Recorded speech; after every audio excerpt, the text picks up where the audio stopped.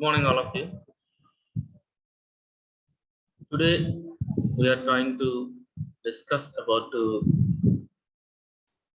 structure of optical fibers and the principle behind the propagation of light signal through optical fiber. As you know, optical fiber is basically a dielectric waveguide, so which can guide the signal through it. So this is one of the most important and successful inventions of science, which provides you so many applications, and in fact it completely changes the facet of the communications, particularly communications. Although it has several areas of applications, so the prime application is said to be the communication, so using which you can communicate very efficiently over very long distances, and you can also send very large amount of data through optical fibers.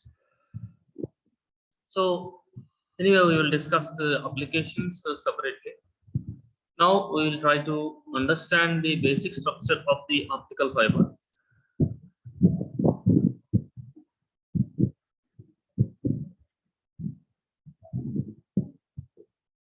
So here I am sharing you the content. Please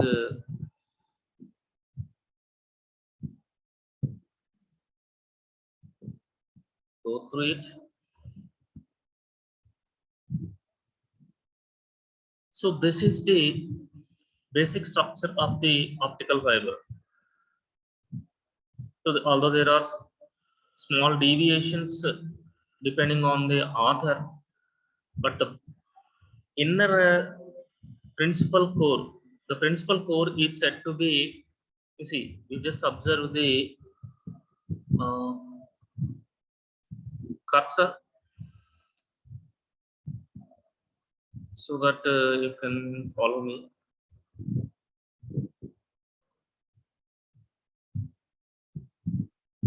So better I choose a spotlight instead of it. Please.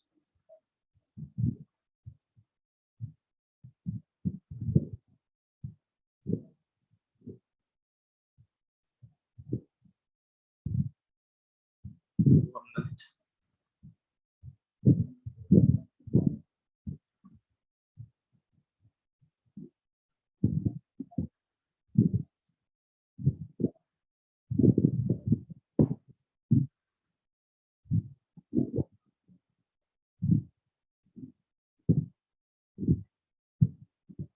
See, this is the central or principal section.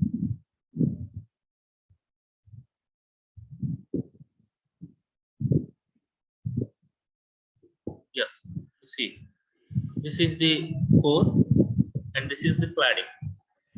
These two are said to be the central or principal sections of the optical fiber. So the inner portion, the most inner part, is referred to as core, which is having relatively higher refractive index compared to the outer layer. This outer layer is referred to as cladding. Okay, so core is always having higher refractive index compared to cladding. So this must be taken into consideration and it must be implemented throughout the fiber. So at the time of the manufacturing itself, you must take care of it. If once you manufacture the fiber, you cannot change the refractive indices of either core or cladding. That must be taken into consideration and it must be noted. One of the most important point. That's why we will estimate the refractive indices of core and cladding in the beginning itself. So before the fabrication of the fiber itself. However, the outer layer is referred to as protecting jacket or buffer coating. Different authors uses different names, but the purpose is to protect this central portion, that is core cladding combination. Okay, so the signal or the light will be propagated through this principal section using one of the most familiar optical principle known as internal reflection, more accurately total internal reflection. Okay, so we will try to understand the total internal reflection. Before we are going into the total internal reflection, we just revise briefly 1 or 2 minutes. We will try to revise briefly the principles of reflection and refraction. As you know already, the light will get reflected a portion and a portion will be refracted whenever it encounters a change in refractive index. In other words, when there is a change in medium, refractive index would always change.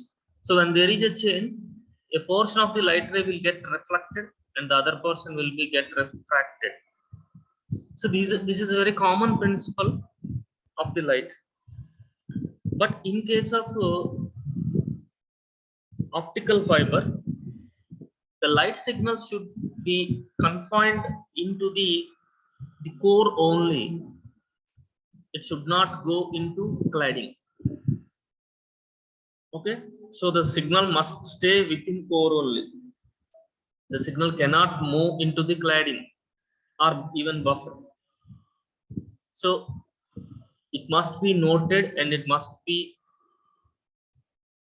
remember all the time while you are working with optical fibers is the signal will always stay in core only. It cannot go into either cladding or any other parts of the fiber.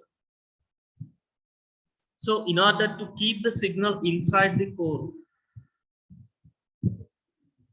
we use the basic principle of the light, that is total internal reflection.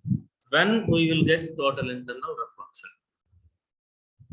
So before going into it, we will see some basics of the reflection. When the light ray is moving from denser medium to rarer medium, the light ray will move away from the normal.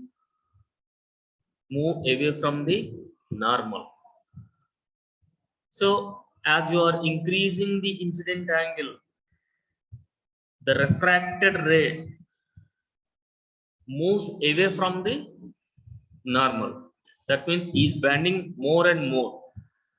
It will bend more and more. So we will see some animated version so that it will be easier for you to understand.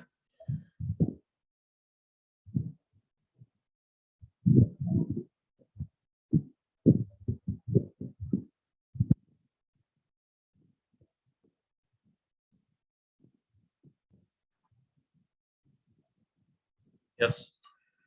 See, this here what you are seeing is a medium of air and water. So this is, you just observe the cursor. This is the medium boundary between air and water. So whenever the light ray is incidenting on the boundary, it will get refracted. So in case of air and water, air and water means air refractive index is low compared to refractive index of the water. That means it is a combination of rarer and denser medium. So now the light ray is moving from rarer medium to denser medium, so that the light ray will move towards the normal. This black line, dotted line is the normal between the boundary. Okay. But what we actually discussed previously is when the light ray is moving from denser to rarer, it will move away from the normal. So that can be seen in the next visual. You please observe it. You please observe the visual carefully. You see here both the cases are being represented. In the first case, the light ray is coming from rarer and entering into the denser. Therefore, is moving towards the, observe the cursor, is moving towards the normal. And in case of second part, that is when the light ray is moving from denser to rarer medium, that is water to air in this case, the light ray is bending away from the normal. Okay, this is the second case, is where we are using the principle of total internal reflux that is being implemented in optical fibers. Okay, so we will see it even greater depth. You see, that's what actually here represented. You can read it. It bends towards the normal line, and when it passes from denser medium to rarer medium, you note down that point. When it is passes from denser medium to rarer medium, it bends away from the normal. That is what actually happening in the second case. Second diagram itself is representing like that. Okay. Next, please observe the visual.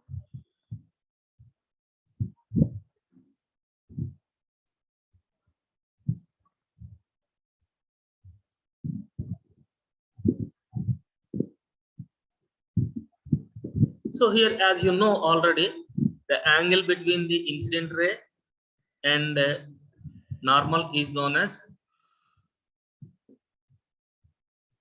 incident angle, and the angle between refracted ray and normal is known as angle of refraction. You observe, this is one of the important visual we require. You see, here the medium density is higher, here the medium density is lower. That means this blue color region is representing water having higher refractive index. That means this is what we are calling denser medium, and this is the air, what we are calling it as rarer medium. So the light ray is getting away from the normal. Okay, and it is another most important thing is that the angle of incidence is always less than the angle of refraction. That is what actually is showing in the footnote. You can read it. When the light ray travels from higher density to lower density, the refracted ray bends from the normal, and angle of refraction is greater than the angle of incidence. You observe the visual. See, the angle of refraction and angle of incidence is being marked. So here we are showing, you see here we are showing different angle of incidences and corresponding angle of refractions is rapidly showing. You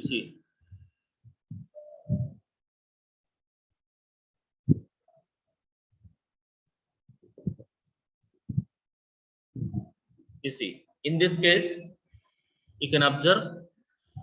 Please observe the cursor. The angle of incidence is being increased every time. As the angle of incidence is increasing, the angle of refraction also increasing. So the light ray is moving away from the normal. You please observe the three diagrams. So the B1 is the refracted ray, is moving away from the normal. Yes, this is the case we are of interest. You see, as you are increasing the incident angle continuously, the light ray is moving away from normal, and away from normal. At one particular incident angle, the light ray simply passes along the boundary line between the mediums. This is known as grazing. You please note down it. grazing, Grazing, grazing is called grazing. So that means along the boundary, it will travel along the boundary. Okay.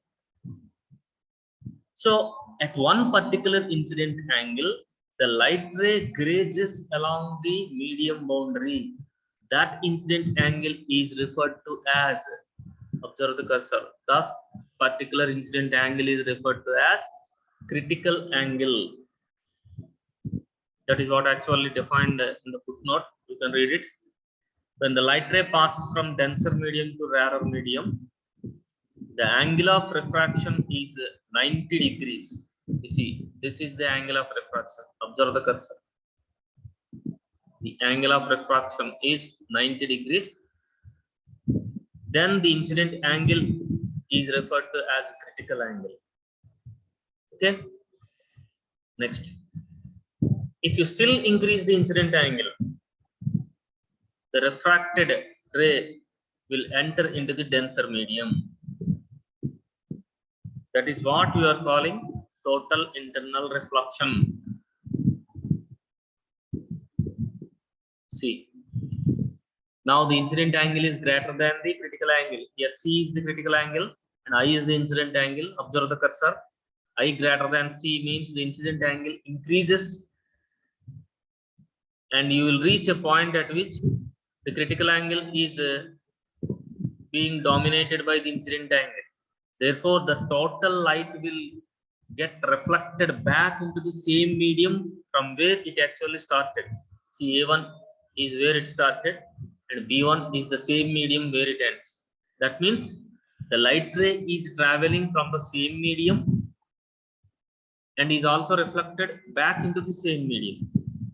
So this phenomena is referred to as a total internal reflection. So this is the principle that is being implemented in the optical fibers. So you please now observe that in place of air, you just imagine cladding, and in place of water, you just imagine core. So it's a core cladding interface because core is denser and cladding is rarer. Therefore, the light ray should stay within the core. That is what actually we mentioned earlier. The beginning of this topic itself, I pointed it out. The light rays should stay within the core. It should not enter into the cladding. If once the light ray enters into the cladding, we say we lost the signal. You cannot retrieve the signal back if once it enters into cladding. You please make note of it. So if you can launch a light signal with an incident angle greater than the light critical angle, the total incident light ray will get reflected back into the same medium. This phenomena is known as total internal reflection. This is the principle that is being implemented in optical fiber propagation. Okay. So you please observe the visual.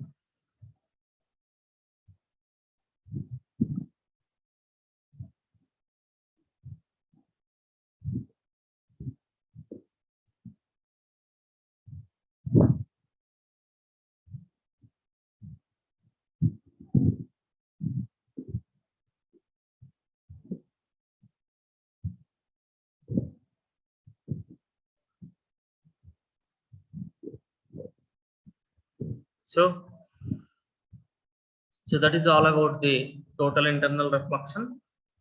I hope you people understood the total internal reflection, because it is one of the most prominent phenomena that must be understood before we are getting into the optical fibers. So optical fibers is one of the most important inventions, so which completely changes the facet of communications and some other applications like fabrication of sensors, digital communications, and even in medicinal industry also it provides one of the most important act of change. So to understand the optical fibers, you must understand total internal reflection. So once again, I am specifying and pinning out the point. The light should stay within the core. It cannot move out of the core. So to make the light to propagate and stick to the core at each and every point, the light must satisfy the condition specified by the total internal reflection. That is, the incident angle must be greater than the critical angle. Then only the total right incident will get reflected back into the denser medium. So I hope you people understood the principle of total internal reflection. So in the next session, we will discuss some other principle. Thank you and have a good day.